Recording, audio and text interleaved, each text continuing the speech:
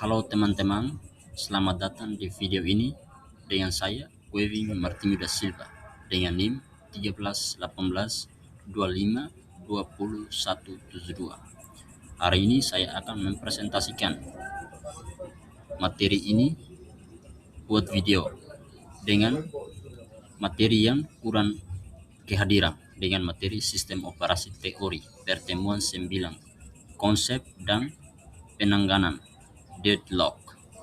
Kita mulai dari slide pertama. Pengertian dan dampak deadlock. Definisi utama deadlock adalah suatu kondisi pada sistem operasi di mana dua atau lebih proses saling terhenti, blockade secara permanen, kereng masing-masing proses menunggu sumber daya, resource yang sedang dipegang oleh proses lain. Analogi kemacetan, traffic grid deadlock dapat dianalogikan seperti empat kendaraan yang berbeda di persimpangan jalan searah. Setiap kendaraan menahan ruas jalan tertentu dan menunggu kendaraan di depannya bergerak karena tidak ada yang mau mengalah. Terjadi kemacetan total di mana tidak ada suatu pun kendaraan yang bisa maju. Dampak utama pada sistem operasi. Pertama, proses terhenti permanen. Proses yang terlibat tidak akan pernah menyelesaikan eksekusinya. Pemborosan sumber daya komputer, RAM, CPU, I/O terikat dan tidak dapat digunakan oleh proses lain. Penurunan kinerja sistem. Jika terus dibiarkan tanpa penanganan, sistem operasi dapat mengalami hang atau freeze. Penjelasan sedikit tentang slide ini. Slide pada gambar membahas konsep deadlock dalam sistem operasi, mulai dari pengertian dasar, contoh, analogi hingga dampaknya terhadap kinerja komputer. Apa itu deadlock? Definisi: kondisi ketika dua atau lebih proses saling terkunci, stuck, dan berhenti secara permanen. Penyebab utama: masing-masing proses memegang suatu sumber daya, resource, seperti RAM atau file, sambil menunggu sumber daya lain yang sedang ditahan oleh proses berbeda. Karena saling tunggu, tidak ada satupun proses yang dapat melanjutkan eksekusinya. Kedua, analogi sederhana traffic gridlock. Slide membiarkan deadlock seperti kemacetan di persimpangan jalan. Mobil A memblokir jalur mobil B. Mobil B memblokir jalur mobil C. Mobil C memblokir jalur mobil D. Dan mobil D memblokir jalur mobil A. Karena semua saling mengunci dan tidak ada yang mengalah, terjadilah kemacetan total di mana tidak ada satu kendaraan pun yang bisa bergerak. Dia dapat deadlock pada sistem operasi. Proses terhenti permanen. Program yang terkena deadlock tidak akan pernah menyelesaikan tugasnya secara mandiri. Pemborosan sumber daya perangkat keras seperti CPU, RAM atau I/O terikat secara percuma dan tidak bisa dialokasikan untuk program lain. Penurunan kinerja sistem. Jika deadlock dibiarkan tanpa penganaan, komputer bisa mengalami penumpukan beban hingga akhirnya mengalami hang, tidak merespon atau freeze. Next. Syarat mutlak kejadian deadlock Kaufman conditions. Mutual exclusion, hak eksklusif. Hanya ada satu proses yang boleh menggunakan suatu sumber daya pada satu waktu. Jika ada proses lain yang meminta sumber daya tersebut, proses tersebut harus menunggu hingga sumber daya dilepaskan. Hold and wait, genggam dan tunggu. Suatu proses sedang memegang atau menguasai setidaknya satu sumber daya sambil tetap mengajukan permintaan untuk mendapatkan sumber daya tambahan yang saat ini sedang dipegang oleh proses lain. No preemption, tidak ada paksaan. Sumber daya yang sedang dipegang oleh suatu proses tidak dapat diambil secara paksa oleh sistem.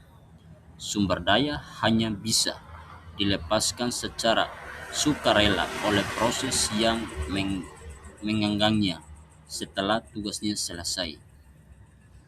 Terhadap sekumpulan proses PO, P1, PN sedemikian rupa sehingga PO menunggu sumber daya milik P1 dan P1 menunggu milik P2 dan PN menunggu sumber daya yang sedang dipegang oleh PO. Penjelasan sedikit tentang 4 syarat mutlak kejadian deadlock of main conditions. Hanya akan terjadi keempat kondisi ini terpenuhi secara bersamaan. Pertama, mutual exclusion, hak eksklusif. Satu sumber daya hanya bisa digunakan oleh satu proses dalam satu waktu. Proses lain wajib enter, hold and wait, genggam dan tunggu.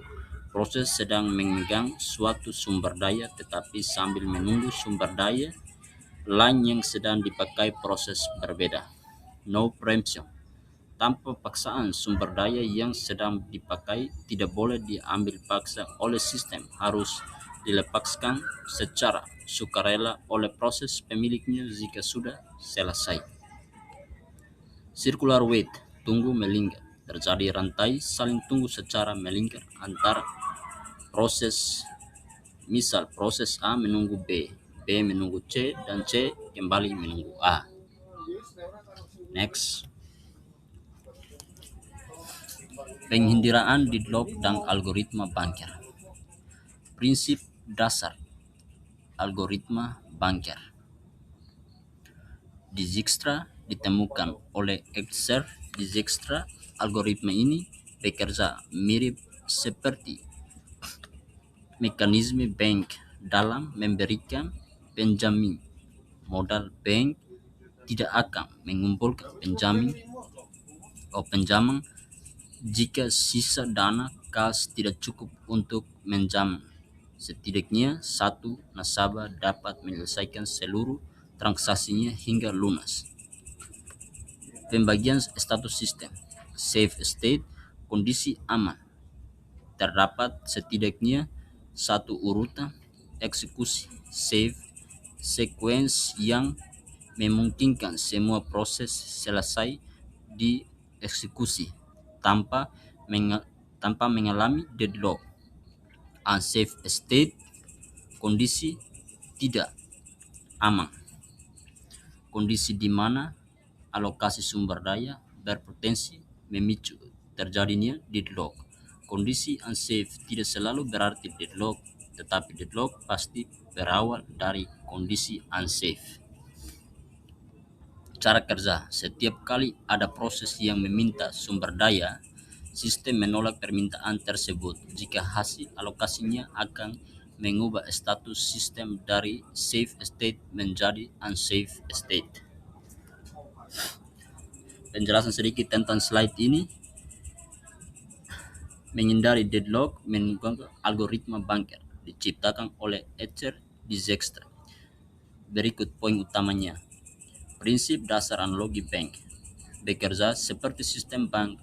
Saat meminjamkan uang, bank hanya akan memberi pinjaman jika sisa uang cashnya masih aman untuk memastikan setidaknya satu nasabah bisa menyelesaikan karainya sampai lunas. Dua status sistem, safe state, kondisi aman, ada urutan eksekusi, safe sequence yang terjamin bisa menyelesaikan seluruh proses tanpa terjadi. Unsafe state, kondisi tidak aman, kondisi berpotensi berbahaya memicu deadlock. Unsafe belum tentu langsung deadlock, tetapi deadlock pasti berawal dari kondisi ini. Cara kerja algoritma: setiap ada proses yang meminta sumber daya, sistem akan mengalokasi dampaknya terlebih dahulu. Jika alokasi tersebut menyebabkan sistem berubah dari safe state menjadi unsafe state, maka permintaan tersebut akan ditolak ditunda. Next slide. Metode pemulihan dari deadlock recovery. Proses termination, penghentian proses. Membunuh semua proses deadlock. Cara ini cepat dan langsung membebaskan sumber daya. Namun dampaknya data dari seluruh proses akan hilang. Membunuh proses satu persatu. Proses dihentikan bertahap hingga rantai melingkar. Deadlock terputus membutuhkan overhead tambahan karena sistem harus memeriksa status setelah setiap penghentian. Resource preemption, pencabutan sumber daya.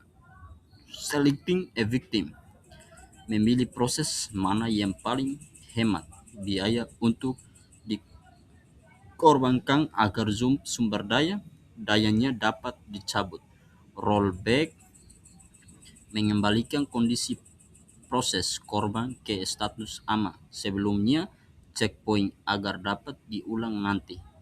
Starvation, prevention, memastikan proses yang sama tidak terus-menerus terpilih sebagai korban secara berulang.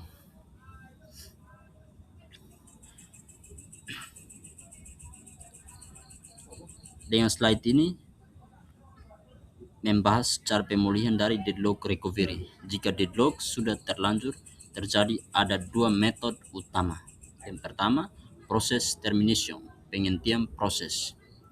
Membunuh semua proses, langsung menghentikan semua proses yang terkunci. Sangat cepat, tetapi seluruh data proses yang sedang berjalan akan hilang. Membunuh satu persatu, menghentikan proses secara bertahap sampai rantai deadlock terputus.